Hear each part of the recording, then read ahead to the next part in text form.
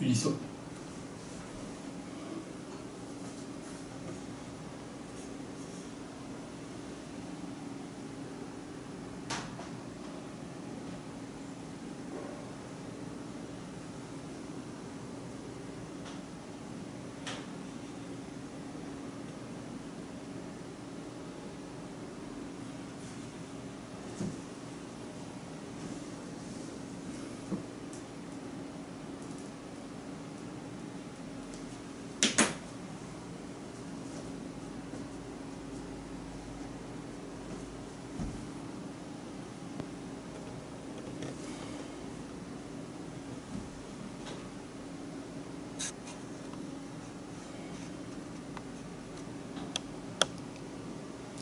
Bonjour, et déjà merci de me permettre de vous présenter ma vision pour un nouveau sport pour la France. Que désire le peuple sportif? Quelles sont les missions que l'État doit confier au mouvement sportif? C'est les deux questions à se poser et à y répondre pour envisager sereinement une nouvelle constitution pour le sport français, une nouvelle gouvernance que tout le monde réclame. La réponse à ces deux questions se trouve dans mes nombreux écrits, donc je ne vais pas y revenir pour alourdir le texte. Je ne vais pas non plus reprendre les 7 faillites du sport français. Je dirais simplement que le système actuel favorise notre part d'ombre au lieu de dynamiser le meilleur de nous-mêmes. Je ne vais pas non plus revenir sur les différents diagnostics des différents médecins qui se sont penchés au chevet du sport français, mais schématiquement ils sont tous unanimes. Absence de doctrine, absence de véritable patron, structures inadaptées, mode de fonctionnement dépassé. Avant de présenter le noyau dur de ma vision, je vais simplement m'arrêter sur un point. Je vais m'arrêter sur le lien qu'entretient en France le politique avec le sportif. Et pour ce faire, je vais prendre simplement les 3 derniers locataires de l'Élysée. Déjà, une précision, je n'ai jamais rencontré ces 3 personnes, donc je n'ai strictement rien contre eux, que ce soit bien ou moins, strictement rien. Et je fais cette précision dans un seul but précis, faire toucher du doigt tous les pratiquants et à tous nos responsables sportifs fédéraux que si nous ne prenons pas notre destin en main, nous allons continuer à mourir à petit feu. Ça, je vous le signe. Alors, quels sont les rapports du politique avec le sportif? Politique avec un grand P, sportif avec un grand S. Monsieur Nicolas Sarkozy, il a tout dit avant et rien fait après. Et en plus, il a insufflé un camouflet au mouvement sportif en nommant un ministre des Sports et en lui autorisant à prendre ses fonctions 6 mois après. Et personne n'a élevé la moindre voix. Monsieur François Hollande, il a fait de la jeunesse sa priorité. Soit super, on applaudit à la main. Sauf que, dans cette priorité, il a oublié l'olympisme, qui est, je le rappelle, un trépied qui comprend le sport, les arts et les lettres. Et dans les arts, c'est vaste. Et dont la finalité, l'olympisme, c'est de rendre la jeunesse sereine et confiante. Donc, pour moi, ce n'est même pas une erreur, c'est une faute. Enfin, l'actuel locataire de l'Élysée, M. Emmanuel Macron, c'est certainement celui qui a la sensibilité sportive la plus aiguisée, sauf pour moi qu'il est mal conseillé.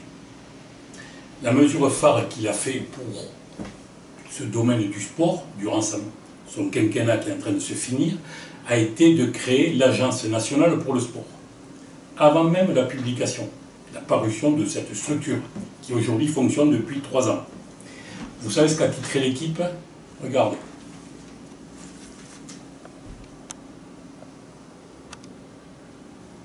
Vous avez la date, vous avez les références, vous avez tout. C'est l'équipe.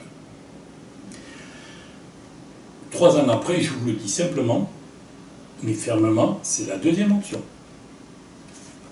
Et ce, pour plusieurs raisons que je pourrais vous expliquer, mais je ne vais pas le faire maintenant parce que ça nous éloignerait trop de l'objectif de cette vidéo, avoir le début d'une présentation de la nouvelle gouvernance du sport.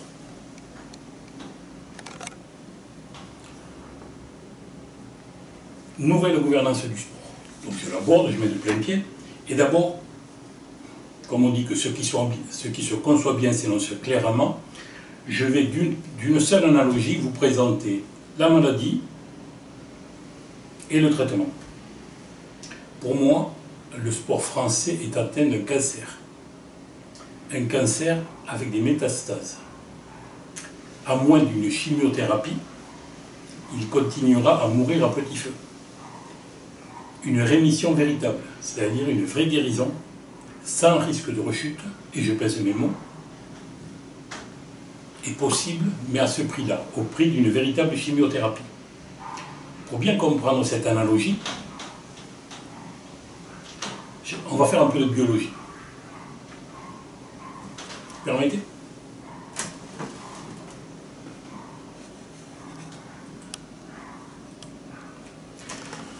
Voilà.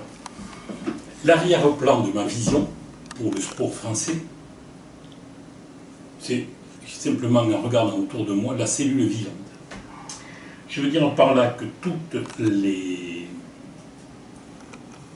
structures qui constituent le mouvement sportif sont en elles-mêmes une véritable cellule vivante qui a sa vie propre, son dynamisme, sa vitalité et qui, chacune à leur niveau, apportent leur contribution au rayonnement, à la bonne vitalité et la bonne santé de l'ensemble.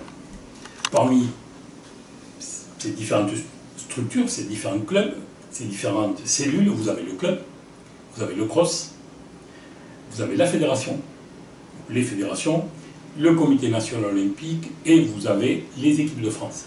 Voilà pour moi les 5 cellules de base du mouvement sportif. Alors, j'ai dit que le mouvement sportif était atteint d'un cancer. Alors maintenant, je vais essayer de revenir à mes premiers amours que j'ai étudiés de biologie. La cellule vivante, c'est constitué comment? C'est constitué par 2 membranes, c'est-à-dire la première membrane qui sépare la cellule de l'environnement, et ensuite une deuxième membrane à l'intérieur qui sépare le noyau dur de l'essentiel des échanges de la cellule. Dans ce noyau dur, vous avez tout l'ADN, toute la génétique de la cellule. Si je fais le parallèle avec le mouvement sportif, la membrane extérieure, c'est la licence sportive, et la membrane intérieure qui sépare l'ADN, le noyau dur, du reste de la vie, c'est le mode de scrutin. Alors pour bien présenter et pour bien rentrer dans les détails de cette vision de nouvelle gouvernance, je vais dans un premier temps aborder la deuxième membrane, le mode de scrutin. Dans un deuxième temps, j'aborderai l'ADN de chaque structure, quel est l'essentiel, quelle est la raison d'être de chacune de ces structures. Et enfin, j'aborderai dans un troisième temps la transition, comment se fait ce que j'appelle la chimiothérapie, comment se fait le passage d'un système obsolète, dépassé, malade, moribond, à un système un mouvement sportif, un organisme plein de vitalité. Ça vous va? Donc, atteint d'un cancer avec des métastases. Et, bonne année. On sait le diagnostic, on sait ce qu'on en a. On sait que ça se soigne, on sait que cela se guérit, et on sait aussi, ce qui est non négligeable dans notre cas, c'est qu'il n'y a pas de rechute. Alors, banane, et on va découvrir le traitement. Ça vous va? On continue? Laissez-moi quelques secondes, merci.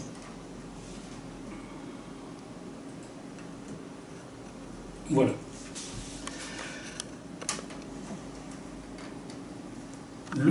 Donc, la membre à l'intérieur, le mode de scrutin. La raison d'être du sport fait qu'il ne peut y avoir qu'un mode d'élection, qu'un mode de scrutin, la démocratie. Donc, c'est une élection au suffrage universel direct à partir de 15 ans, avec vote obligatoire pour les présidents de club, les présidents de cross et les présidents de fédération. Pourquoi? Suffrage universel direct. Pour aider à former des sportifs citoyens. Pour que tous les licenciés d'une discipline aient le président qu'ils choisissent vraiment et qu'ils méritent donc. Enfin, parce que la société sportive est un creuset d'expérimentation pour la société réelle. Pourquoi 15 ans? Parce que plus l'habitude se prend tôt, plus elle s'ancre. Parce que les jeunes font preuve dans leur pratique d'un engagement et d'une maturité exemplaire. Et là, je pense à 2 ou 3 jeunes avec qui je travaille à l'heure actuelle. Presque. Salut Juju. Parce que c'est aussi 15 ans l'âge de la majorité sexuelle, c'est non négligeable.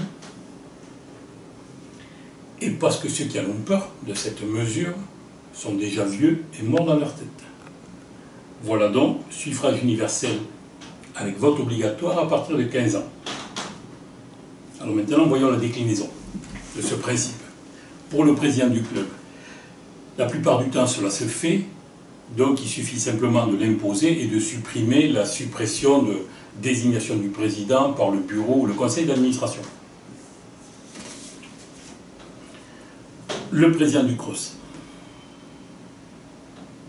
Pourquoi l'élire au suffrage universel? Pour plusieurs raisons. Pour avoir le pouvoir aux régions, avec un vrai patron, une vraie politique sportive régionale et une saine émulation des régions. Pour pouvoir, on va dire, se tirer la bourre entre Occitans, Basques, Corses, Alsaciens, Auvergnats, Bretons, toutes les régions. Pouvoir se tirer la bourre. Et déjà pour 2024, quelle est la région qui montera sur le podium? Non pas des médailles, mais du plus grand nombre de bénévoles, d'encadrants et d'actions d'entreprise pour le succès de Paris 2024. Voilà pourquoi il faut le pouvoir aux régions avec un président élu par tous les licenciés de sa région. Le président de fédération. Ouf. Pourquoi l'élire au suffrage universel direct? Pour arrêter de cocufier le pratiquant avec un système censitaire complètement obsolète. Je veux dire par là que le système actuel, c'est le cocufie le pratiquant. Et la plupart des présidents de fédération s'engouffrent. Et le système cocufie le pratiquant pour quelle raison? Parce que c'est, comment vous dire, c'est une définition qui est malsaine. Aujourd'hui, quand vous prenez la définition d'une fédération, on vous dit une fédération, c'est une union des associations. Alors que la vraie définition, la définition juste d'une fédération, c'est une union de tous les pratiquants licenciés. La conception, la définition actuelle, une union des associations, se traduit par une pseudo-évidence, mais qui est cancérigène. D'où toutes les métastases que j'évoquais. Cette pseudo-évidence qui se propage par tout le monde est la suivante. Le joueur joue, l'entraîneur entraîne, le dirigeant dirige. Ça, c'est dans le verbe. Et dans les actes, ça se traduit très souvent par joue et tais-toi, entraîne et tais-toi. Et cette pseudo-évidence est basée et construite sur une ambiguïté. C'est la confusion de 2 mots entre hiérarchie et différence. Regardez, prendre une licence, c'est-à-dire rentrer dans la famille sportive, c'est pendant ne serait-ce que pour une saison sportive. C'est 1, vouloir vivre une belle aventure humaine, 2, c'est s'engager à prendre des responsabilités et à les mener à bien. Et vous avez 3 types de licences. Vous avez la licence du joueur, la licence d'entraîneur, la licence de dirigeant. Et quand vous signez, vous choisissez celle que vous voulez. Sauf que, pour tout le monde, vous avez une primauté de l'administratif, le joueur, l'entraîneur et au-dessus le dirigeant, alors que les 3 sont au même niveau. C'est différent, mais ce n'est pas hiérarchique. C'est tout. C'est toute l'ambiguïté du sport mondial. Donc ça, il faut le supprimer. Que l'on me comprenne bien. Ce que je veux dire, c'est le système qui cocufie le pratiquant et les présidents de fédération, s'ils s'intéressent aux pratiquants, ils le font malgré le système. J'en connais au moins un qui le fait. Mais après, je ne suis pas sûr que l'immense majorité ne joue pas les règles, ne joue pas le système actuel. Mais ça, c'est à vous, dans votre pratique, dans votre club, votre fédération, de vous rendre compte. Vous imaginez que le président de fédération, il doit lutter contre le système pour s'intéresser à ce pourquoi il a été élu, réellement. C'est grave. Donc, première raison pourquoi désigner le président de fédération, pour arrêter de cocufier le pratiquant. 2, pour avoir une légitimité pleine et entière sur la scène internationale, j'y reviendrai plus tard. Et pour montrer la voie et l'exemple sur la planète à tous les pratiquants de sa discipline. Avec le système électoral que je préconise, on a 3 acteurs qui ont une légitimité pleine et entière. Vous avez le président de club, le président de cross et le président de fédération. Chacun, ces 2 derniers, c'est-à-dire les présidents de cross et les présidents de fédération, chacun constitue un collège qui siège au Comité national olympique. Et le président du Comité national olympique et sportif français, comment est-il élu? Ce président est élu pour 2 ans non renouvelables. Il est élu par ses pairs, c'est-à-dire 2 ans par le collège des présidents de cross, les 2 années suivantes par le collège des présidents de fédération. Ce qui fait que pendant une Olympiade, vous avez 2 présidents de comité national. Un des présidents est élu par le collège des crosses et l'autre par le collège des présidents de fédération. Les dates de ces élections, pour les clubs, ça ne change pas, lors de l'Assemblée générale. Pour les présidents de cross et de fédération, la première et la 3e année olympique pour l'un et l'autre des collèges. Mettons, on va dire pour les présidents de cross, la première année olympique, pour les présidents de fédération, la 3e année olympique. Et la durée du mandat est évidemment une durée de 4 ans, d'une olympiade, comme c'est à l'heure actuelle. 2 ans après leur élection en tant que président de cross ou de fédération, ils peuvent postuler pour être président du Comité national olympique, et ces 2 ans leur permettant d'une part, enfin leur permettant surtout de prendre leur marque dans leur région ou leur fédération. Pourquoi ce dispositif? Le même jour, pour montrer à tout le pays la vitalité citoyenne du mouvement sportif. L'élection du président du Comité national 2 ans après les présidents de cross et de comité et de fédération pour laisser le temps de prendre leur marque, je viens de le dire, mais aussi pour éviter le relâchement traditionnel du Comité national olympique. Cette structure a tendance à fonctionner suivant le rythme du rameur, c'est-à-dire un temps fort les 2 années précédant une olympiade, un temps faible les 2 années suivantes. Il faut bannir ça et booster en permanence le mouvement sportif. Le président est élu par ses pairs 2 ans avant, c'est-à-dire qu'il a 2 ans pour se préparer et 2 ans pour booster le mouvement sportif.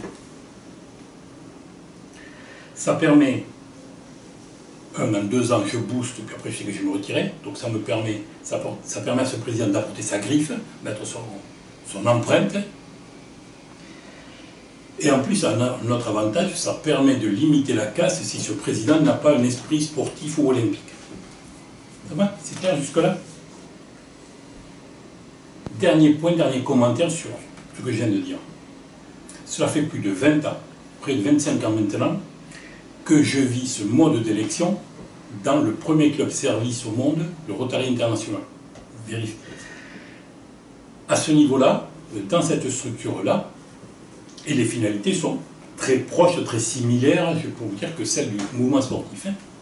Et si vous faites un parallèle entre la vie de Coubertin et de Paul Harris, le fondateur du Rotary International, deux frères.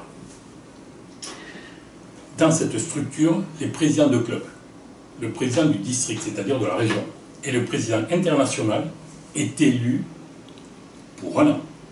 Et ça fonctionne très bien.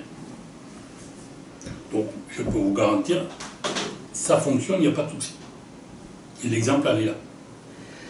comment, dernier point sur cette cellule, cette membrane, ce mode de scrutin, et c'est comment est financé le Comité national olympique. Mais pour moi, tout simplement, directement par les 13, on a 13 régions, donc 13 crosses. Un mois par chacun des crosses, avec une péréquation pour permettre que la participation soit juste. Et le 13e mois servant pour les actions. Pourquoi? Pourquoi cette mesure peut être symbolique que le financement du comité national soit fait par les régions? D'abord parce que qui paie commande, ça c'est une loi de base, hein. Celui qui a les sous, il paye, les autres se taisent. Donc qui paie commande.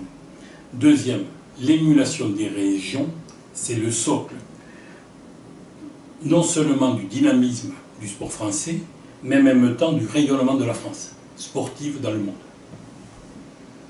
Et enfin, dernier point, puisqu'il faut quand même s'inspirer, le roi Salomon dans l'Antiquité fonctionnait comme ça, et que je sache, d'après toutes mes lectures, nul ne s'en plaignait. Bien au contraire. Voilà pour la membrane, c'est-à-dire pour le mode de scrutin que je préconise. Est-ce que maintenant ça vous intéresse qu'on aborde l'ADN, c'est-à-dire le noyau dur de chacune de ces structures?